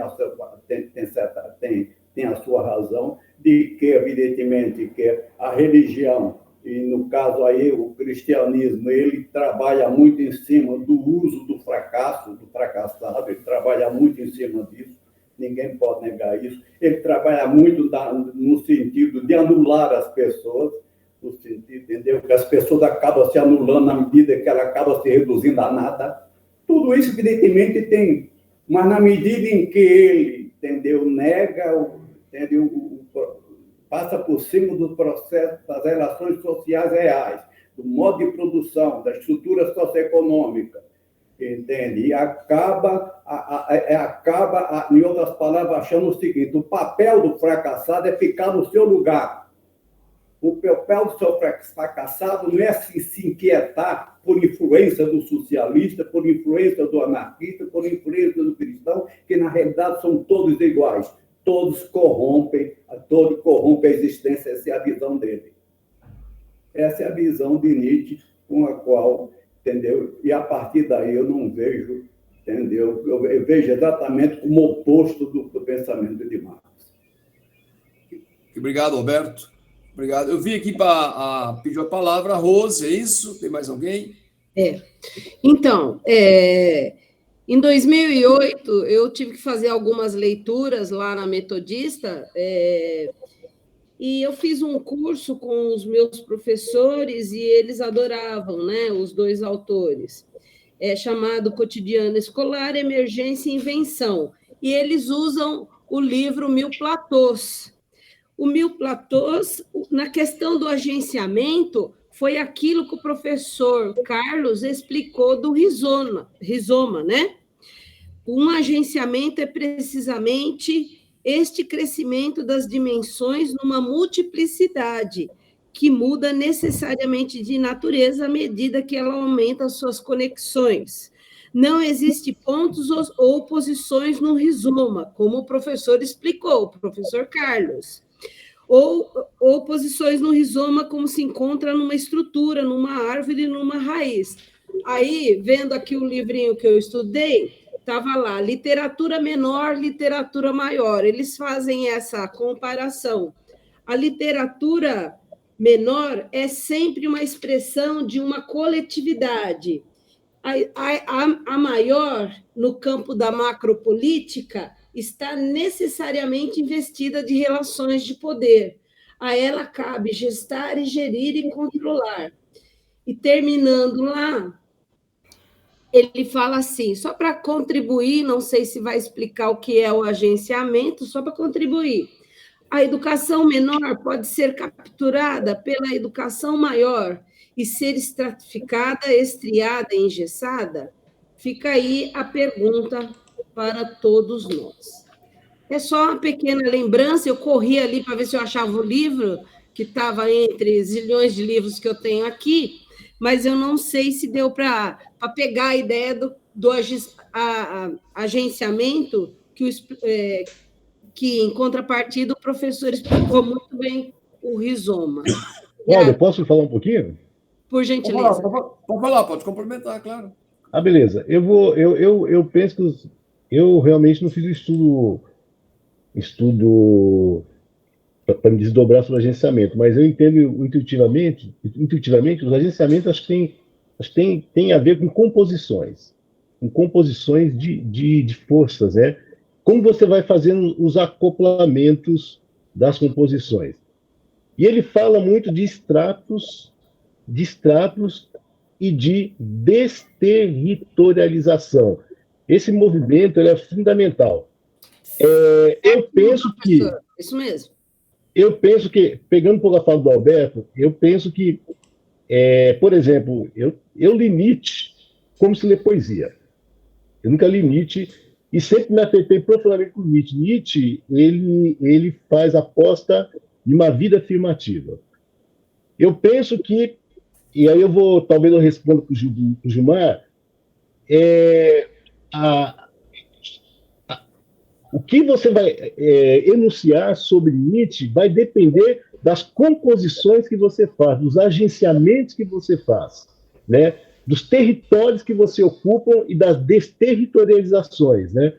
Eu não vejo Nietzsche na perspectiva de que Alberto coloca. Eu vejo Nietzsche uma pessoa que fez experimentações tendo a vida, elevando a vida. Só que Nietzsche ele trata de força. Ele fala, quando ele usa termos da máquina social, ele está dando lugar das forças. Ele não está falando de indivíduos, de pessoas, mas como que as forças chegam, porque o que move a vida são os desejos. Obviamente que o Nietzsche não usou desejo, o Nietzsche usou vontade de poder. Desejo, por exemplo, Spinoza usa afetos. Desejo vai usar aí Freud e depois vem Lacan, etc. Mas que toda a existência, a vida, ela é movida por essas forças. Nietzsche, quando fala de fraco, quando ele tá nesse território, nesses agenciamentos. Então, eu me sinto muito tranquilo em ler Nietzsche. Dependendo das composições, dos agenciamentos que você faz, jamais você vai conseguir acoplar com o pensamento de Nietzsche. Né? Então, eu penso que as leituras de Deleuze e Guattari nos convidam a gente desterritorializar-se. E ele fala que criar novas composições tem que sempre ser móveis, rizomáticas, não tem que ser hierarquizadas e nem fixas. Eu acho que é um modo de você se colocar na vida, você sair do âmbito das representações, do âmbito das identidades. Então, por isso que eu não me vejo... a fala do Alberto, ela não faz confluência em mim. Eu até discordo um pouco do que ele fala. É isso aí que eu queria falar. Chico pediu um complemento também. Depois eu passo para o Alberto. Pode ser, Alberto? Pode ser para Nietzsche, na realidade, o que é um socialista, o que é um anarquista? São farsantes. São indivíduos que estão contra a vida porque inquietam os fracassados. Mas isso está no anticristo, são palavras dele, não são palavras minhas, não. Está lá no anticristo. A vontade de poder para ele é isso. Quem tem é vencedor de um lado e não vencedor do outro. Esse é o conteúdo social e ideológico da sua obra. Evidentemente que no fim do século XIX a burguesia precisava desse tipo de resposta. Precisava desse tipo de resposta com certa sofisticação. Ele desempenha esse papel. Não tem nenhum problema, desempenha esse papel. Não significa dizer que não existe a verdade quando ele se refere, por exemplo, ao caráter alienante do cristianismo, entendeu? Claro que existe verdade nisso, mas em cima de que ótica? Da ótica de que o cristianismo ele tira o fracassado da sua bela comodidade, colocando o fracassado para criar problema para o não fracassado. Para criar problema, inclusive, contra a cultura superior, que é a cultura romana, a cultura de um império, e chega o cristianismo lá para tumultuar essa cultura, para anulá-la, para destruí-la com seu papel de destruidor. Isso são palavras dele. Ele entendeu? Literalmente é isso que ele diz. Porque é isso que ele entende como vontade de poder. A vontade de quem? A vontade de quem, entendeu? A vida de quem? Não é a vida social, entendeu? Não é a vida social no sentido de chamar atenção para a diferença entre as relações sociais, para a relação de exploração. Não é isso, mas isso está no texto dele, claro, no Anticristo está no texto dele. E a gente pode encontrar também isso, e assim falou Zaratustra, também pode se encontrar, entender, uma abordagem desse tipo. É assim, há tantos pensadores que dizem verdade, mas a totalidade, mas é preciso ver a totalidade do seu pensamento para a gente compreender o conteúdo social do seu pensamento. Isso vale para Freud, vale para Marx, vale para todos os pensadores, porque não existe pensamento que não seja a expressão de consciência social. Essa é a minha visão, entende? Sobre o livro, eu não tenho a pretensão de falar, porque não li. Mas isso está lá no Anticristo dele. Eu acabei de dizer, no Anticristo. Legal, Alberto. Seu contraponto foi posto. O Chico tinha pedido também. O Chico também tinha pedido um complemento. Chico? Então, estão me escutando? Tá. Ok? Eu pergunto sempre porque eu tenho problema com o meu microfone. Tudo bem? Não está tão bem, mas dá para escutar, dá para ouvir. Tá bom. Não, eu só quero dar uma contribuição aqui. Primeiro, já que o Alberto falou primeiro aí, eu quero dizer o seguinte, que a totalidade de Nietzsche é complexa, hein? O pensamento de Nietzsche não é um pensamento no mesmo paradigma do Marx. São dois monstros. Né? Então, entender a partir de uma obra, de uma fase da vida do Nietzsche, querer entender Nietzsche não vai dar certo. Assim como Marx também teve... Eu disse aqui numa outra vez que os manuscritos econômicos filosóficos de Marx só foram publicados em 1938. Tem muito marxista que não leu esse manuscrito econômico ainda até hoje. Só leu o Capital ou o Manifesto Comunista. Então, como é que entende Marx se não leu os manuscritos econômicos filosóficos aonde ele coloca a filosofia? Aí complica, cai no mecanicismo às vezes. Mas voltando para o Nietzsche, eu só quero dar uma contribuição. Eu li várias obras do Nietzsche, mas que eu li, parei e transformou o meu pensamento, foi Humano Demasiado Humano. Eu li isso há 20 anos atrás, reli 2 vezes já, vou reler outras e outras vezes até morrer. E outra obra que me marcou profundamente foi Esse Homo. Nenhuma delas, o Nietzsche fala nada de social, de classe social. Ele fala sobre ele, ele diante, né, dessa vontade de potência. É o ser humano, ele analisa o ser humano na sua totalidade. Olha, essas 2 obras, para mim, modificaram a minha maneira de ser, de existir, inclusive. E eu não deixei de ser marxista. Eu continuo sendo marxista. E o Nietzsche deu contribuição para mim. Eu não posso pegar o Nietzsche agora e falar o Nietzsche é um burguês. Mesmo porque o Nietzsche ele era mais nobre, mais da nobreza do que da burguesia, pelo que eu sei, dentro do romantismo alemão. Ele é um nobre, ele é um elitista do pensamento. Não significa que ele tenha, num período da sua vida, que ele subia lá para os Alpes, que ele levava um cano das mulheres, que ele nunca deu sorte com mulher, né? Ele nunca foi feliz com mulher, ele não conseguia entender as mulheres não entendiam ele também, devia ser um chato, né? Então ele subia lá nos Alpes, e lá escreveu algumas obras dele. E eu deixo aqui meu depoimento. Leiam Esse Homo para começar. Depois leiam Humano Demasiado Humano. Mas é uma leitura que tem que ser feita devagar, como se lia a Imitação de Cristo da Idade Média.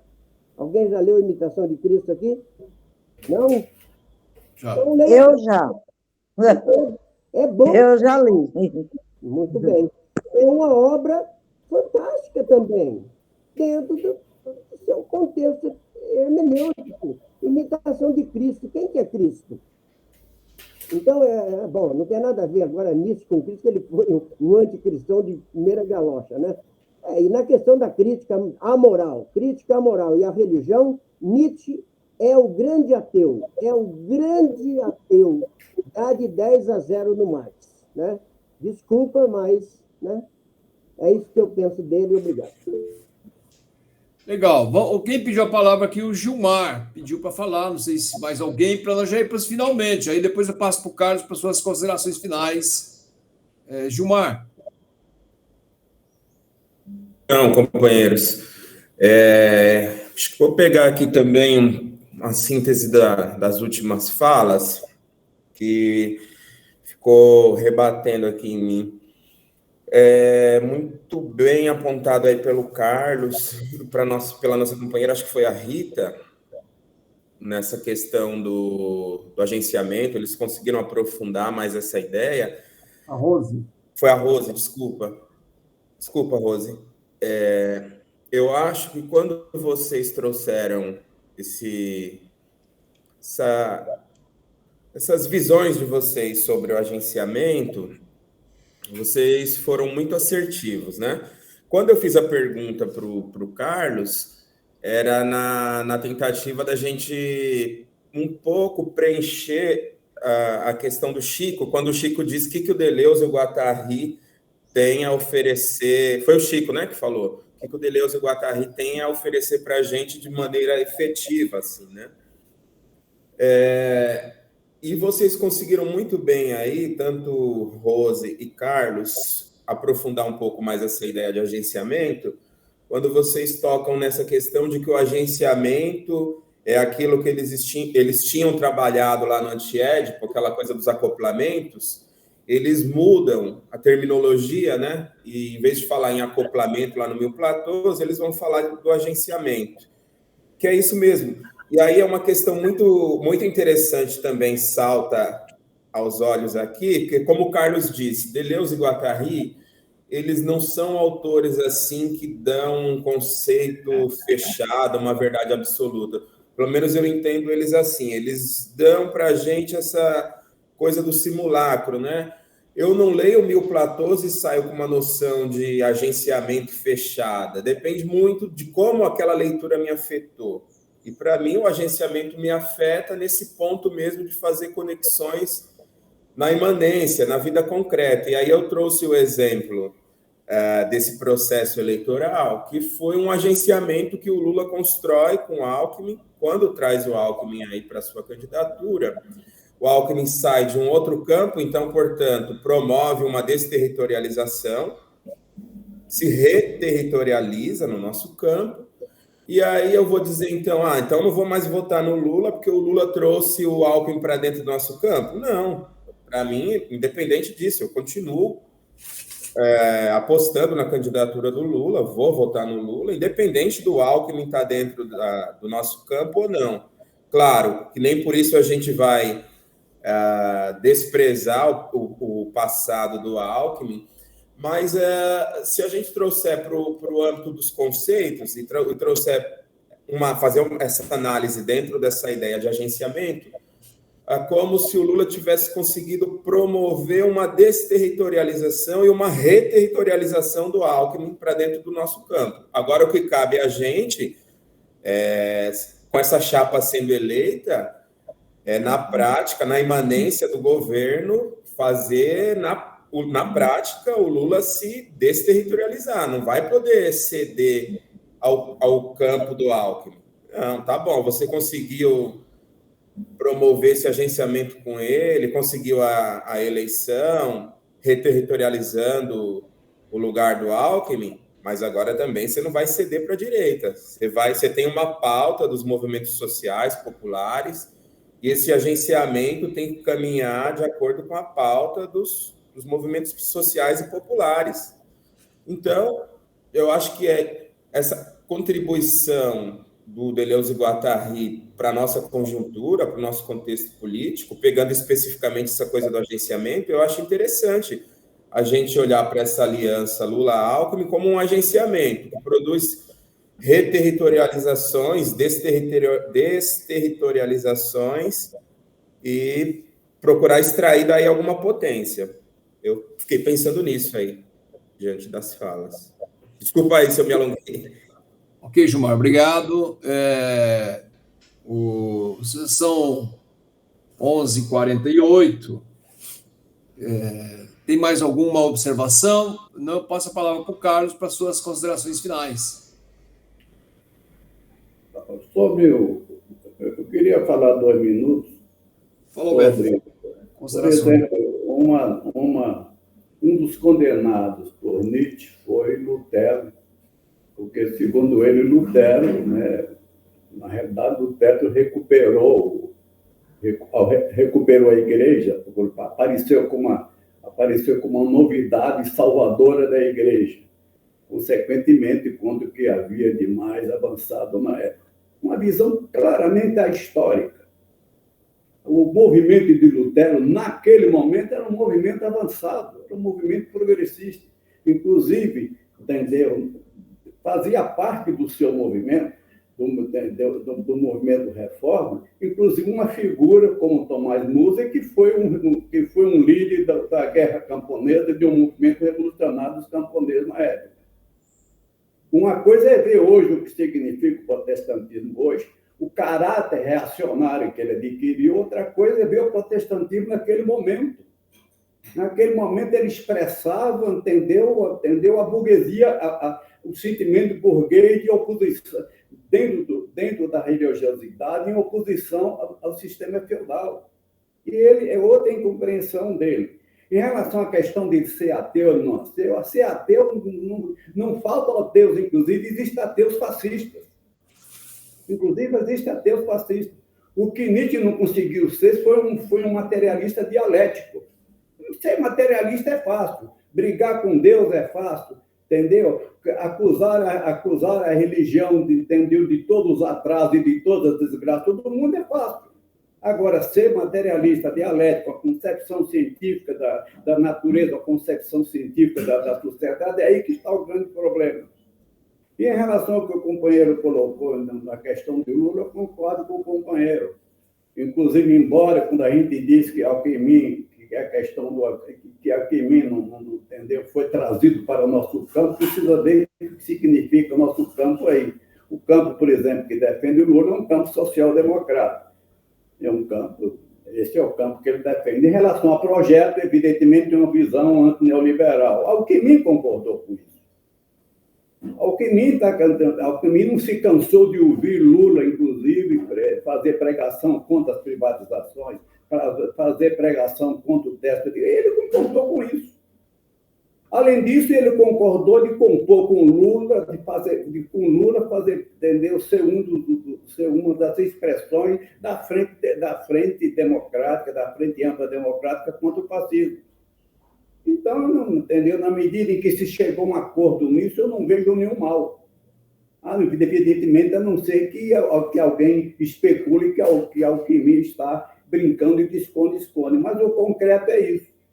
O concreto é que Alckmin passou a concordar com um projeto com o qual não concordava antes.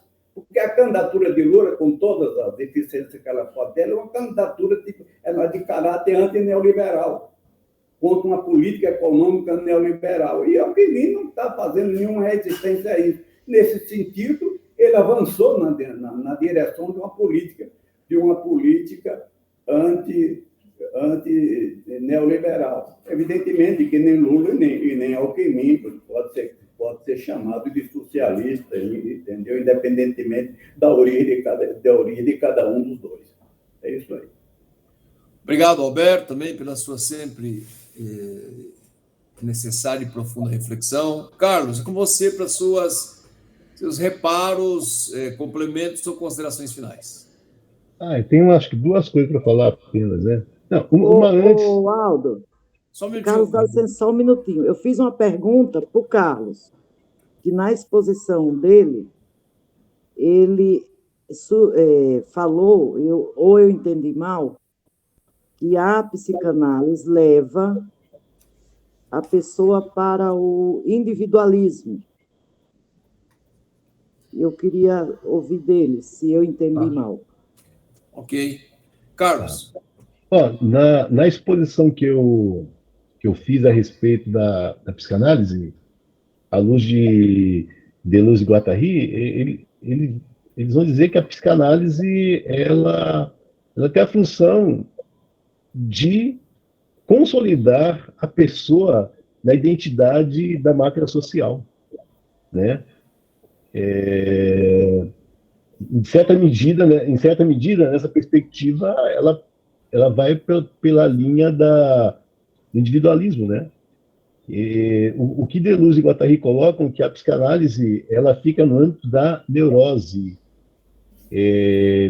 Eternamente a pessoa fica no âmbito da neurose. E eles dizem justamente a neurose ela acontece porque você sempre fica no desdobramento significado, significante, e você não se libera para a diferença, né?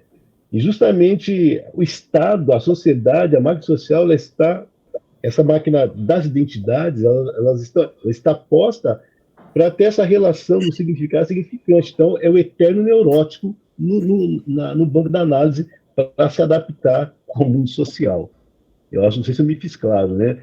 A proposta de Deleuze, e aí eu queria já fechar, ela fala que talvez o pontapé seja a esquizo, e não a esquizo, trabalhar com a esquizo e não trabalhar com a neurose. Trabalhar com a esquizo e trabalhar com o fluxo que não é domável.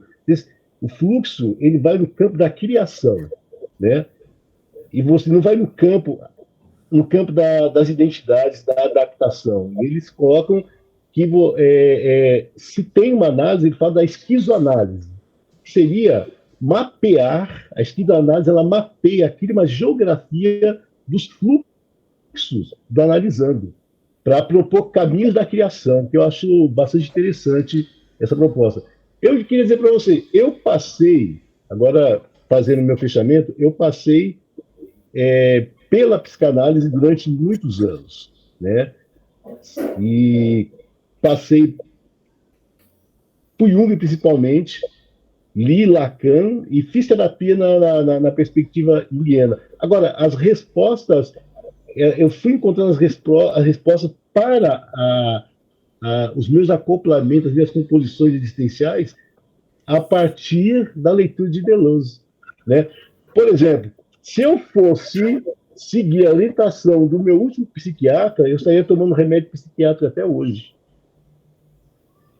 Eu compreendendo o meu caminho, eu abri mão de todo o remédio psiquiátrico quando eu compreendi algumas demandas que, na psiquiatria, eu ficaria ali acometido ao viés do que o psicanalista dizia para mim. E aí eu busquei justamente fluir a minha vida, e aí eu consegui abrir mão do remédio psiquiátrico. Literalmente é isso. Eu queria falar, por um lado, essa filosofia contemporânea, ela contribuiu para o meu lugar no mundo, para os agenciamentos que eu venho a fazer de poder fazer com que a vida flua. Agora, para mim, uma coisa, não sei se eu fui claro, uma coisa que foi muito interessante que, lendo Deleuze e Guattari, eu me torno muito mais marxista.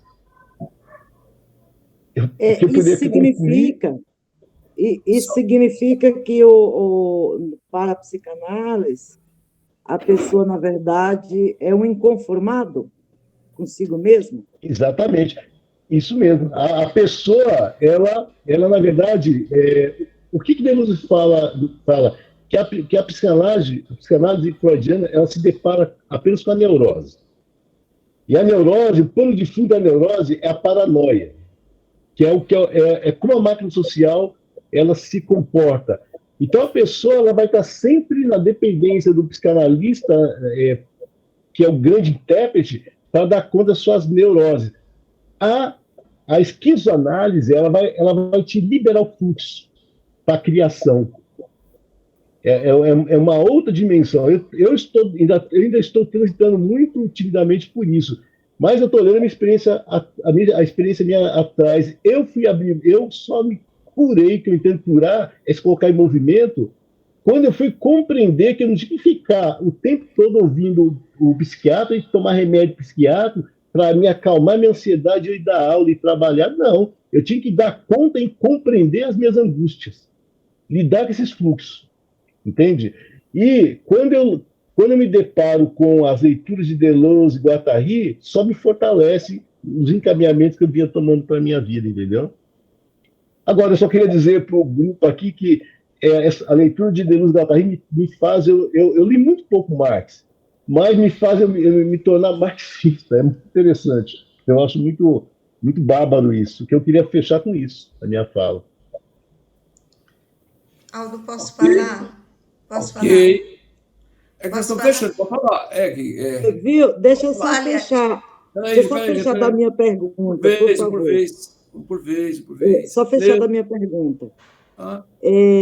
Você falando isso, Carlos, eu frequentei algumas terapias e eu larguei a terapia porque tudo que eu colocava para o terapeuta, aí eu comecei a perceber que o terapeuta era direitista, porque as minhas angústias eram sociais, não eram não era louca, não estava louca. Eu tinha angústias sociais. Então, eu preferi continuar militante do que ir lá na terapia. Eu achei que o terapeuta era direitista. Legal. Neuza, vem fechando? Bem rapidinho. Eu fiquei aqui o tempo todo que o Carlos estava falando, fazendo links com a esquizoanálise, porque eu tenho interesse na esquizoanálise. Eu recebo algumas publicações não sei se você conhece, Luiz Fugante, que é um esquizoanalista. E eu leio as coisas, né? E pouca coisa eu consigo absorver do que eu leio, mas o que eu leio, eu consigo relacionar com a realidade, né? Então, assim, eu tenho muita coisa guardada, muito texto guardado dele, aguardando um momento, né?